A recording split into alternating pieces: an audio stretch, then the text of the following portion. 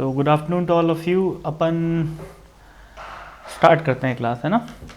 Last class में अपन कहाँ तक पहुँचे थे? v is equal to U plus at, यानी कि फर्स्ट इक्वेशन ऑफ मोशन को हम लोगों ने प्रूफ किया था, और ये यहाँ पर ये प्रूफ लिखा हुआ है। सिंपल एक लाइन याद रखनी है, a is equal to D V by D C से स्टार्ट करना है अपने को, और उसके बाद क्या करना है, इंटीग्रेट करना है, आंसर आ जाएगा। ठीक है, आज अपन करते हैं सेकेंड और थर्ड इक्वेशन ऑफ मोशन को प्रूफ। एक बात का खास ध्यान रखना है कि ये तीनों इक्वेशन तभी वैलिड होती है जब रेक्टिलिनियर मोशन होता है, दूसरा कांस्टेंट एक्सेलरेशन का केस होता है। इस बात को मैं पहले भी हाईलाइट किया हूँ, है ना, तो इस बात का ध्यान रखेंगे। तो सेकेंड इक्वेशन की तरफ बढ़ते हैं।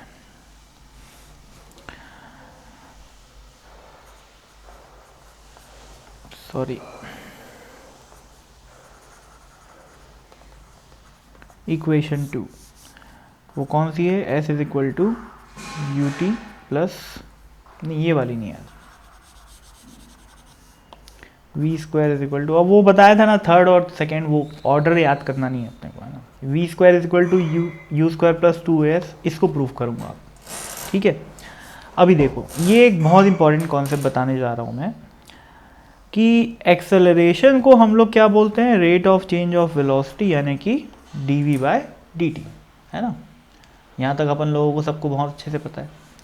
लेकिन एक्सेलरेशन को लिखने का एक और तरीका होता है, वो क्या कि मैं इस D V by D T को एक और तरीके से लिख सकता हूँ। वो कैसे?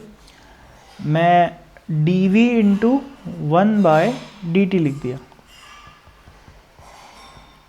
D V into 1 by D T. ठीक है, और यहाँ पर मैं डी एस और डी एस को मल्टीप्लाई कर सकता हूँ, या एक्स को मल्टीप्लाई कर दिया। ठीक है, डी एक्स और डी एक्स को मल्टीप्लाई कर दिया, तो भाई ये तो कट ही जाएगा, है ना। तो इफेक्टिवली कोई फ़र्क नहीं पड़ा, है ना। डी एक्स और डी एक्स अगर अपन न्यूमरेटर और डिनोमिनेटर में दोनों में लिख दिए तो वो तो कट ही जाएगा। तो ultimately D V by D T है, यानी कि D V by D T और ये चीज़ जो लिखी हुई है वो दोनों ही की है ना, उसकी कोई टेंशन नहीं लेनी है। अब आगे, अब x की जगह मैं s भी पुट कर सकता हूँ, इसमें भी कोई इशू नहीं है ना भाई। डिस्प्लेसमेंट को मैं बताया था, या तो s से डिनोट कर लो, या तो वन डायमेंशनल x एक्सिस में है तो उसको x से डिनोट करो। ठीक है, तो दोनों काम बन जाता है, दोनों से कोई इशू नहीं है। अभी देखो ध्यान से, ये जो चीज़ लिखी हुई है वो क्या है? D S by D T, यानी कि D x by D T, यानी कि D S by D T, दोनों एक ही बात है। इसका मतलब वो क्या लिखा हुआ है? वो लिखा हुआ है वेलोसिटी, है ना। तो ये जो है उसको मैं लिख सकता हूँ v।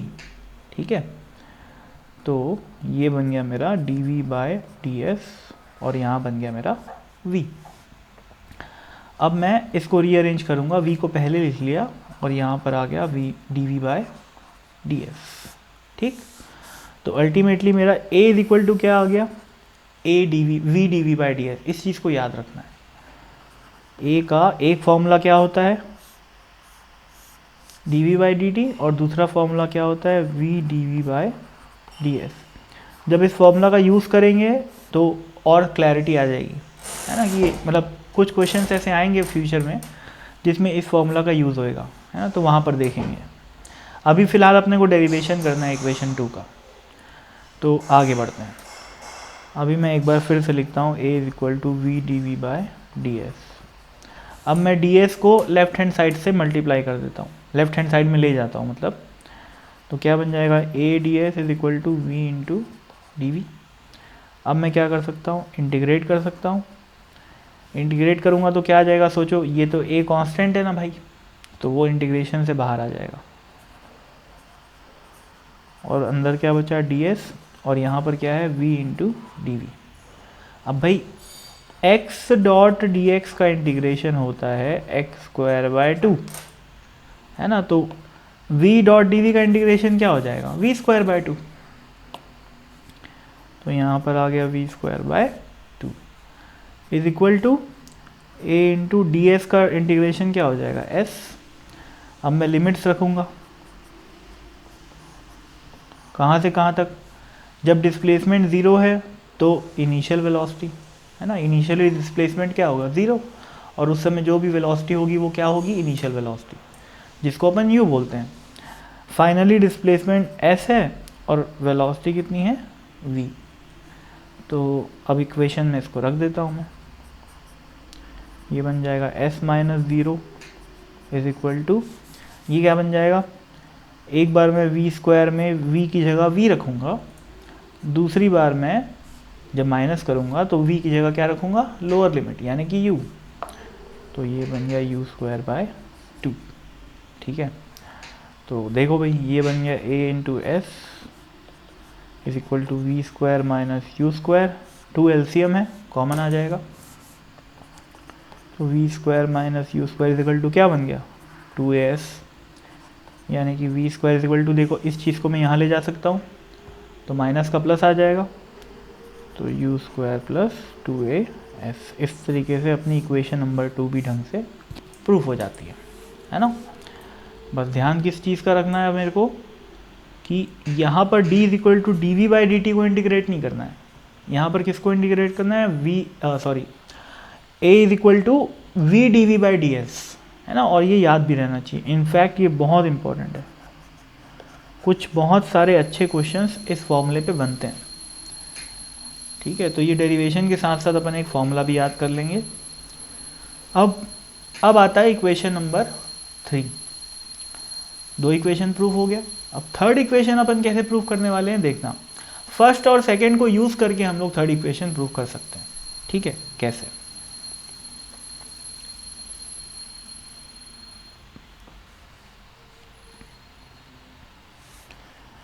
देखो भाई फर्स्ट हम लोगों ने क्या प्रूफ किया, v is equal to U plus A T. Second हम लोगों ने क्या प्रूफ किया, v square is equal to U square plus 2as। और अब मैं क्या प्रूफ करना चाहता हूँ, s is equal to U T plus half A T square. तो इस इक्वेशन को अगर तुम लोग ध्यान से देखोगे तो इसमें v नहीं है, जबकि इन दोनों इक्वेशन में क्या है v है। तो अगर मैं पहली 2 इक्वेशन में से v को एलिमिनेट कर दूं तो मेरे को इक्वेशन नंबर 3 मिल जाएगी। वो कैसे करेंगे, इसको 1 बोला, इसको 2 बोला। ठीक है, लिखेंगे अपन पुटिंग द वैल्यू ऑफ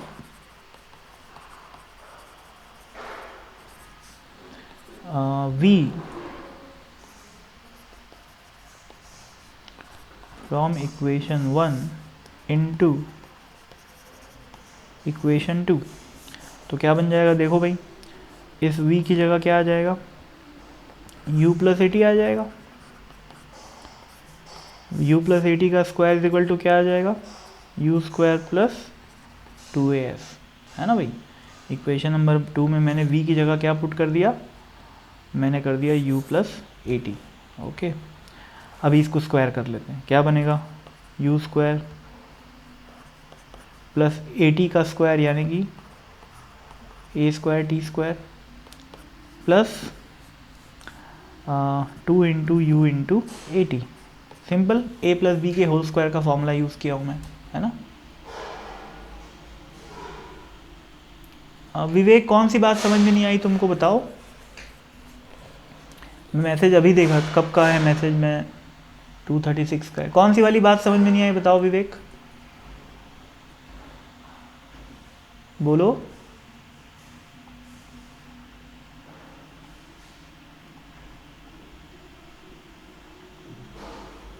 बोलो बच्चे, कुछ बोल नहीं रहे हो। इक्वेशन 2 का प्रूफ। अच्छा, इक्वेशन 2 का प्रूफ नहीं समझ में आया, अच्छा चलो ठीक है, एक काम करते हैं, इसको पहले ख़त्म करते हैं, फिर मैं वापस उस पर आता हूँ। ठीक है, चलो तो अभी थर्ड इक्वेशन पे ध्यान दो, है ना भाई। ये इक्वेशन तो जानते ही हो क्या होता है, यहाँ पर तो मैंने कुछ डिफ्रेंशिएशन इंटीग्रेशन का यूज़ ही नहीं कर रहा हूँ मैं, यहाँ पर सिंपल सब्सटीट्यूट कर रहा हूँ v की वैल्यू, है ना। तो पहले इसको देखते हैं फिर उस पर आएंगे वापस। तो ये लेफ्ट हैंड साइड पे मैंने क्या लगाया, a प्लस बी का होल स्क्वायर का फॉर्मूला, है ना, इज इक्वल टू क्या बन गया, यू स्क्वायर प्लस 2as। अभी देखो ध्यान से, ये यू स्क्वायर और यू स्क्वायर कट जाएगा, है ना। अभी देखो यहाँ पर a का स्क्वायर है, यहाँ पर a है और यहाँ पर a है, तो क्या होएगा देखो, इन तीनों में से मैं a को काट सकता हूँ, तो ये a कट गया, ये a कट गया, और यहाँ दो ठोए हैं ना, तो एक ही a बच जाएगा कटने के बाद, ठीक है। तो a स्क्वायर हट के क्या बन जाएगा, a बन जाएगा, ठीक। तो ये बन गया 80 स्क्वायर, अरे यार ये हाँ, प्लस 2u इंटू टी, ठीक है, इज इक्वल टू 2s, ठीक है ना। यहाँ से क्या बचा मेरे पास, 2u इंटू टी बचा, यहाँ 2s बचा, और यहाँ a इंटू टी का स्क्वायर बचा। अभी देखो, अब मैं पूरी इक्वेशन को 2 से डिवाइड कर देता हूँ, तो क्या बन जाएगा, 80 square by 2 plus 2ut by 2 is equal to 2s by 2। ये 2 गया, ये 2 गया, तो क्या बन गया, s is equal to ut plus half 80 square. हो गया प्रूफ इक्वेशन नंबर 3, ठीक है। तो इक्वेशन नंबर 3 को अपन simply by using first and second equation prove कर सकते हैं। इक्वेशन नंबर 3 का प्रूफ रिलेटिवली आसान है। अब मैं जो डाउट है विवेक का उस पर आता हूँ। इक्वेशन नंबर 2 का प्रूफ नहीं समझ में आया, देखो फिर से देखो।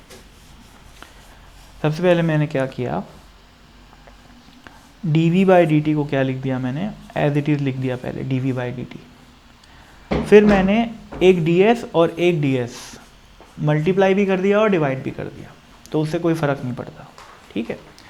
फिर यहाँ पर जो ds बाई dt लिखा हुआ है उसको मैंने क्या लिख दिया, v, ठीक है, जो कि हम जानते ही हैं वेलोसिटी क्या होती है, ds बाई dt, या फिर उसको मैं dx बाई dt भी बोल सकता हूँ, है ना। तो क्या बच गया मेरे पास, v into D V by D S. तो मैंने थोड़ा रीअरेंज कर लिया और v को पहले लिख लिया और D V by D S को बाद में लिख लिया। तो a की जो वैल्यू आ गई वो किसके बराबर आ गई, v into D V by D S के बराबर आ गई, जिस चीज़ को मैंने यहाँ पर लिख दिया। और मैंने कहा कि ये बहुत इम्पॉर्टेंट है, ठीक है, ये फॉर्मूला अपने को याद होना चाहिए। उसके बाद फिर मैंने डी एस को यहाँ पर मल्टीप्लाई किया, तो यहाँ क्या बन गया, a इंटू डी एस, ठीक है। लेफ्ट साइड में a इंटू डी एस बन गया और राइट साइड में क्या बचा, v इंटू डी वी बचा। फिर मैंने क्या किया, इस पर इंटीग्रेट करा, इंटीग्रेट किया मैंने। इंटीग्रेशन में a कांस्टेंट है तो वो कहाँ आ जाएगा, इंटीग्रेशन से बाहर आ जाएगा, बाहर आ गया। अंदर क्या बचा, सिंपली ds, है ना, और यहाँ पर क्या है, v इंटू डी वी। फिर मैं बोला कि भाई x इंटू डी एक्स का जो इंटीग्रेशन होता है वो क्या होता है, एक्स स्क्वायर बाय 2 होता है ना, क्योंकि ये x का पावर क्या लिखा हुआ है, 1 लिखा हुआ है। तो क्या बन जाता है, x का power 1 plus 1 divided by 1 plus 1, यानी कि एक्स स्क्वायर बाय 2। तो जब x डॉट डी एक्स का इंटीग्रेशन एक्स स्क्वायर बाय 2 होता है तो v डी वी का इंटीग्रेशन क्या हो जाएगा, v स्क्वायर बाय 2, ठीक है। और ds को इंटीग्रेट करोगे तो सिंपली क्या आ जाएगा, s।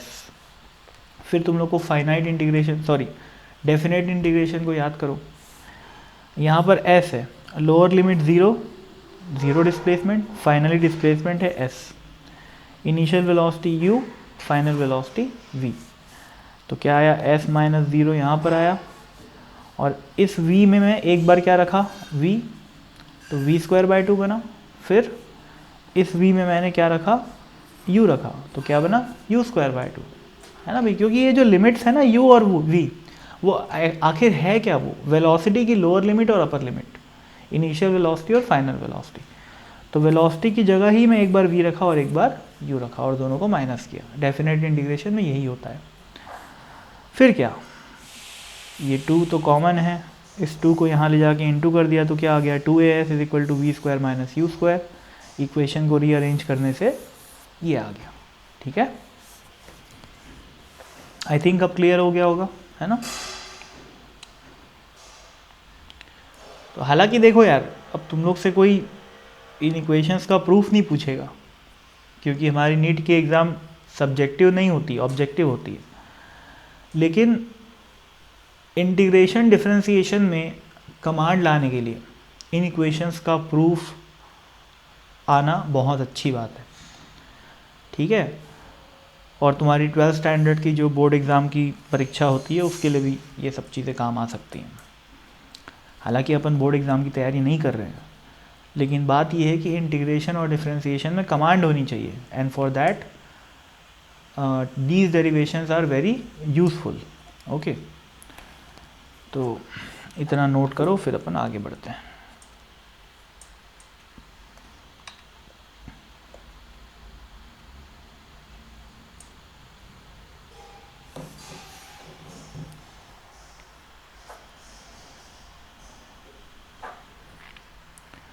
अब ये 3 इक्वेशन प्रूफ होने के बाद ना बहुत सारे क्वेश्चन बनते हैं इसके ऊपर, वो अपन एक एक करके बनाते हैं। बस एक बात का हमेशा ध्यान रखना कि ये इक्वेशंस तभी वैलिड होती है जब ये दोनों कंडीशन फुलफिल हो। रेक्टिलिनियर मोशन होना चाहिए और कांस्टेंट एक्सेलरेशन का केस होना चाहिए, ठीक है।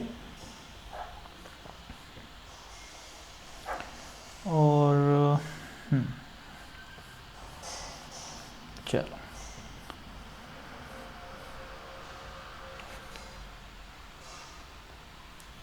अभी क्वेश्चंस बनाते हैं बढ़िया बढ़िया। अब तुम लोग क्वेश्चन को पढ़ के सॉल्व करना सीखो। तुमको बोला है कि a ball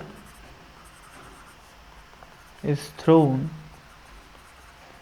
up with a speed of 20 meter per second from the ground.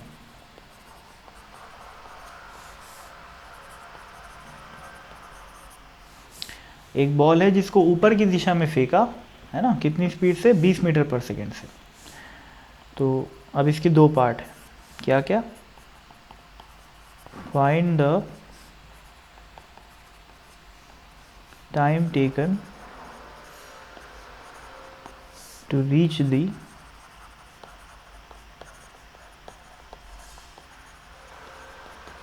Top most point. ठीक है, सबसे ऊपर पहुंचने में, वैसे भाई जैसे मैं किसी बॉल को फेंकूंगा ऊपर, तो बॉल ऊपर जाएगी जाएगी, उसकी स्पीड कम होती जाएगी और फाइनली जाके वो रुक जाएगी, मोमेंट्री रेस्ट पे आ जाएगी। उसके बाद वो फिर नीचे गिरना स्टार्ट होगी, ऐसा ही होता है।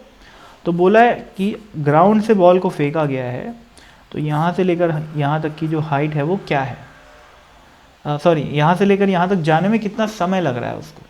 और सेकेंड पार्ट क्या है, सेकेंड पार्ट है फाइंड दी मैक्सिमम हाइट